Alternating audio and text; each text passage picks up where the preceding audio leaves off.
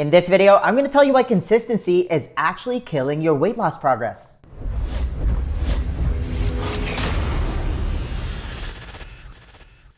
What's up guys, Carlo Macapinlac here from newbiefitnessacademy.com. I help busy professionals look their best so they can feel more confident and get the most out of their lives. If you're new to the channel, make sure you hit that subscribe button to get notified every time I post a new video every week. And make sure you follow me on Instagram where I post daily awesome fitness content just like this. Okay, a lot of people come up to me and say, Carlo, I eat healthy, I work out every day, but I'm not losing weight.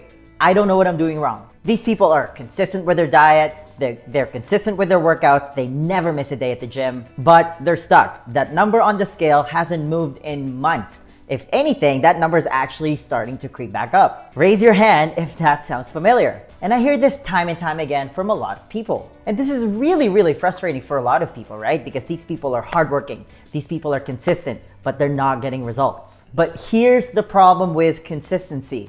Consistency only works if you're doing the right thing. I repeat, it only works being consistent if you're doing the right thing. If you're doing the wrong thing, it doesn't matter that you're consistent with it. It doesn't matter that you're the most consistent person on the planet. You see, the definition of insanity is doing the same thing over and over again, expecting a different outcome. If you're consistently doing the wrong thing, you're just honestly spinning your wheels. You're just chasing your own tail. And chasing your tail does not equate to weight loss. In fact, here's a curveball for you. It's better if you're inconsistent with your workouts. And it's better if you're inconsistent with your diet. Let me explain. You see what I mean by being inconsistent with your workouts is your workouts does not have to be defined by the four walls of your gym if you go to the gym. It's better if you're inconsistent in the sense that you should change it up. You see, if you're doing the same thing every day because your logbook says that, oh, it's leg day on Monday and then it's chest day on Tuesday, arms on Wednesday, 2 hours of cardio on Thursday, a million isolation movements on Friday, and then you end up spending like 2 hours at the gym. You see, that might work for some people, especially if you're doing this for a sport, right? If you're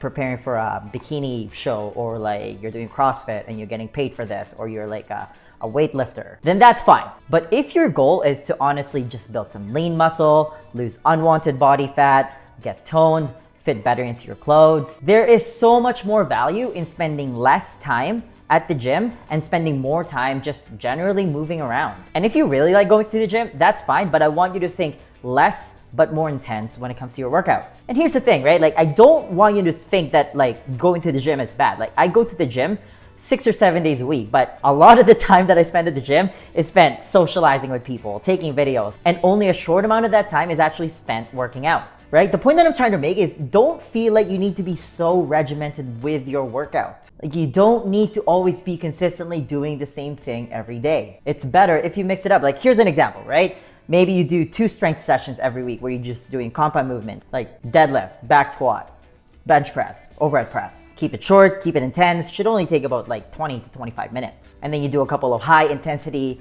interval training workouts, so a HIIT workout or CrossFit style workouts a couple times a week, lasting anywhere between 10 to 15 minutes. Then you mix that up with a lot of low intensity cardio like walking, running, rowing, cycling, swimming, playing with your kids, taking your dog for a walk, hiking. You see, all of that only adds up, because you can do a lot of that outside. All of that adds up to just maybe a couple hours of time spent total at the gym. And this goes against the conventional wisdom of spending dozens of hours at the gym, doing a million isolation movements, doing hours of chronic cardio at very high intensity, and it feels like a near-death experience every single time. And then you're so tired afterwards that you don't have any energy to do anything else. And you see, the problem with working out too much is there's this thing that a lot of people develop called the Overcompensation Syndrome. So they basically do their hour-long workout, they do their hour-long group class, and then for the rest of the day, they are completely sedentary. And this is why the whole notion of, people needing 30 minutes of exercise every day is complete BS. Because people start to think, right? Like, oh, I already got in my 30 minutes of cardio. I don't need to move for the rest of the day. Like, no, that is a completely backwards way of thinking about this, right? Like, people get lazy, people take the elevator instead of taking the stairs, even though they're only going up 1 floor, which is ridiculous if you ask me. That always blows my mind every time I see it. People drive around for 20 minutes looking for the closest parking spot to the door, to the entrance, instead of, parking a little bit further away and getting, a quick little 200-meter walk. People get lazy and they don't take their dog for a walk, or they take them for like a 5-minute walk instead of a 30-minute walk. walk. People don't play with their kids. People drive and take their cars even though they're only going 2 blocks away instead of riding their bike or walking. People sit more often instead of standing. You know, are you catching my drift here? People just get lazy in general. You see, all the activities that I just mentioned is considered non-exercise activity thermogenesis, or NEAT for short, which can add up greatly to your fat loss goals, right? If you just stay active, if you just move your body throughout the day instead of going to the gym for an hour and then you're completely sedentary for the rest of the day, right? You're consistent going to the gym, but you're not really doing anything outside of it. And this is a real problem. Like, if you're watching this video right now and you feel personally attacked, like, you're not the only one. This happens to so many people. It happens to me sometimes. So you have to be aware of it. Your goal, again, honestly, if you just want to lose unwanted body fat, like I said, build muscle, you know, improve your fitness and be healthy overall, is to just, honestly, you need to avoid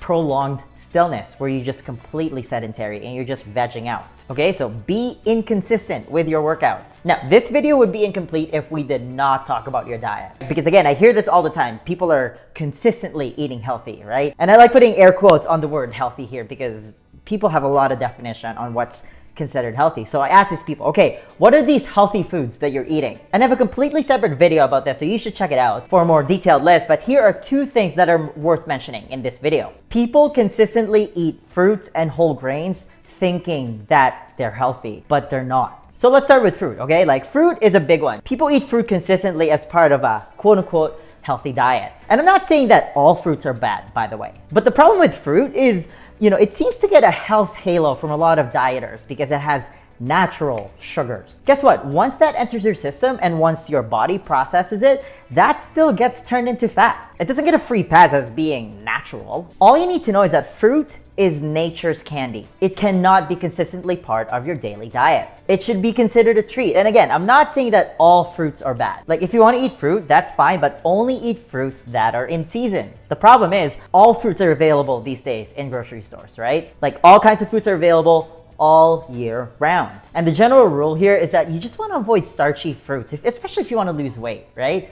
If your goal is fat loss, you want to just stick to berries and avocado. You see, time and time again, when I work with my private coaching clients, the less fruit they ate, the more weight they lost. Okay, the next healthy food that people eat consistently are grains. And this includes healthy whole grains and whole wheat versions of food. And I could make an entire video about why grains should just be completely deleted from your diet, and I will. It's coming up soon. But all you need to know about grains is that grains contain something called anti-nutrients. And the biggest ones are lectin, phytic acid, and gluten. And gluten is the one that gets the most press, but you should actually be more worried about lectins. Lectins causes all sorts of digestive problems, and it's one of the root causes of heart disease, diabetes, obesity, cancer, and all sorts of autoimmune disease. Basically, it's making you fat and it's making you sick. Human beings actually have no requirement for carbs. There are no essential carbs.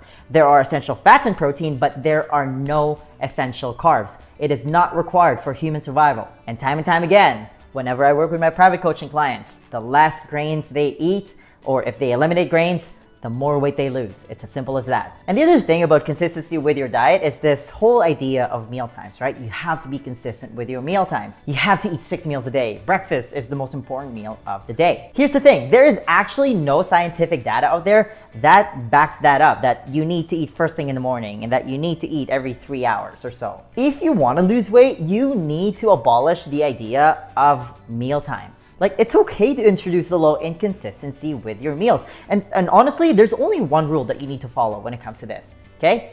Eat when you're hungry, don't eat if you're not hungry, which means that if you wake up first thing in the morning and you're not hungry, you don't need to eat right away, okay? If you had a big lunch and you're still full and it's dinner time, you don't need to eat dinner. You can just go to bed. And I know the information in this video goes against conventional wisdom, but conventional wisdom of eating breakfast first thing in the morning, eating 6 meals a day, eating 2 to 4 servings of fruit, eating 6 to 11 servings of grain has resulted in a full-blown obesity epidemic in North America, especially in the US. And I shouldn't have to tell you that if you're watching this video right now and you're struggling to lose weight. Again, consistency only works if you're doing the right thing. If you're consistently doing the wrong thing and you're not losing weight, then it's time to do things a little different. It's time to go against the grain, literally. See what I did there? Try to be inconsistent and see what happens. Okay, the next question then becomes, how are you actually supposed to eat if you want to lose weight? Because let's be honest, 80% of your body composition is determined by your diet. You can't just freestyle this part. Do you have a proven plan that you can follow? To help you with that, I want to give you a free copy of my Lean Body Blueprint. This is how I melted all the fat around my stomach and turned it into a six-pack without going on a crazy diet or wasting hours at the gym. It's a simple 4-step process specifically designed for busy professionals just like you, and it's the exact same blueprint that I teach all my private coaching clients, and they've all gone to see some amazing results. If you want to be the next success story, then download your free copy of the Lean Body Blueprint right now. There's going to be a link in the description box. Just click on it, type in your email, and I'll send it to you right away. All right, that's all I've got. Please give this video a thumbs up if you enjoyed it and share it with your friends. Follow me on Instagram, my handle's at the top, and subscribe to my channel. I post a new video every Friday. And hey, leave me a comment if you have any questions about this video. All right, thanks for watching. Virtual high five.